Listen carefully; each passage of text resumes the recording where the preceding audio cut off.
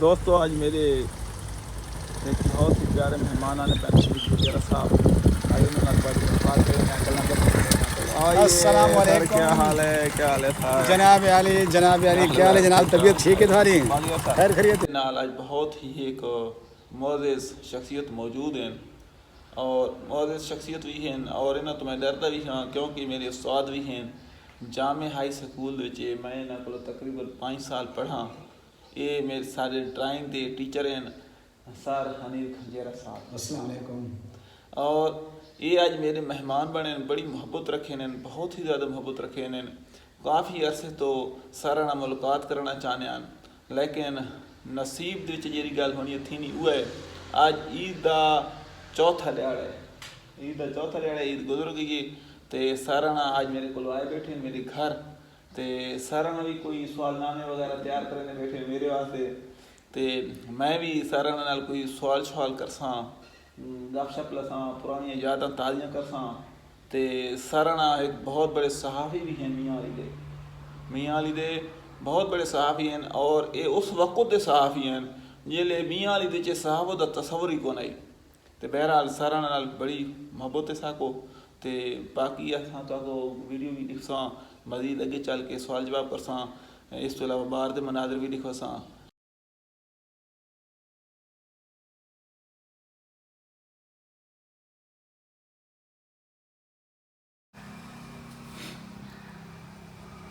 ये सारा सारे नाल मौजूद हैं। मैं अपना गाँव दिखे ना बता अपनी बेरियां दिखे ना बता बेर मैंने बड़े पसंद आए।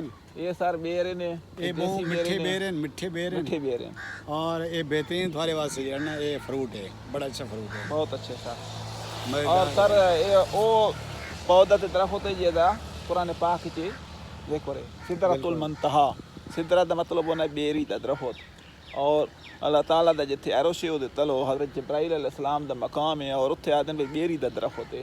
बिल्कुल ये सर बहुत मीठी बेरें ने तो वो पर बेरियां खलोदियां लेकिन ये सब तो मीठी बेरें तो आओ सर मैं तो आपको एक PMT बेरी दिखे ना आओ ये असा मैंने पाया हिदे तो मैं PMT बेर दिखे ना बड़ी ज़बरदस्त किस्म दी है और मैं 3 PMT बेर सर कराई हुई हैं 3।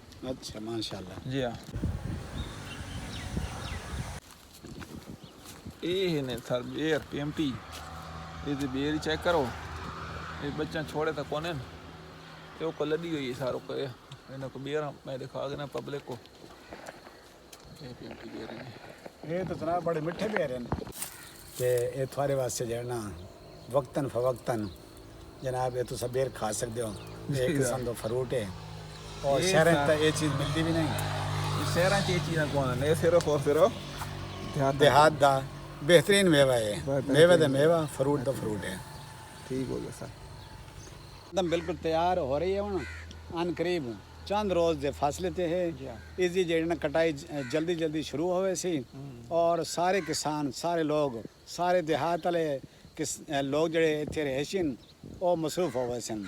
ये वक्त खास उन्होंने कोल टाइम है थोड़ा जा लेकिन आने वाले वक्त चंद दिनों के अंदर अंदर जो ही मौसम गर्म थी सी हूँ इन्हों की कटाई स्टार्ट होवे सी और ये सर वो टाइम में क्या दिन भाई छोटे बच्चे मसरूफ थी वेन क्योंकि उन्होंने तो मैं ड्यूटी होनी है जब घंगूटियां वाले बाल होने तो उन्हें घंगूटियां को बनाना झूठे देने ये हम कटाई शुरू थी होने वाली है और अल्लाह ताला बेहतर करे सी अल्लाह ताला बचाए फसलन मुसीबतों तो मुश्किलात तो किसानन ताकि वो अपनी अपनी गंदम जड़ी है फसलें समेट गए सर तो ये सारे गाँव ने सारा इलाका खुला इलाका सारा। ये सर हनीफ खंजेरा साहब वहाँ बचरा इन्हां दी बड़ी मेहरबानी है अकरम खान दी बड़ी इन्हें खिदमत की मेरी और इन्हां दी बहुत ज़्यादा मोहब्बत है इत्थे इन्हां दा देहात देख के ते बहुत ज़्यादा खुशी हुई है। सर नाल साको बहुत ज़्यादा मोहब्बत है क्योंकि साको इन्हें ड्राइंग सिखाई मेरे को पहले शुरू चे ड्राइंग का बहुत शौक होना आई तस्वीरें बने नाम ते सारा मेरिया बनाई हुई तस्वीरें पूरी क्लास ही देखे इन्हें यार हिं करके तस्वीर बनाओ ना बाद ड्राइंग के जो शौक खत्म थी गया तो सारा हम ब्लॉगिंग वाला ड्रामा वाला तो पता नहीं केरे शौक शुरू थी गए थे सारा वो सोशल मीडिया नाल बड़ी मोहब्बत है और ये मियाँ अली दे बहुत बड़े सहाफ़ी हैं बहुत बड़े सहाफ़ी हैं और ये उस वेले दे सहाफ़ी हैं जिले मियाँ अली दे साहो दा नाम निशानी कोन आई।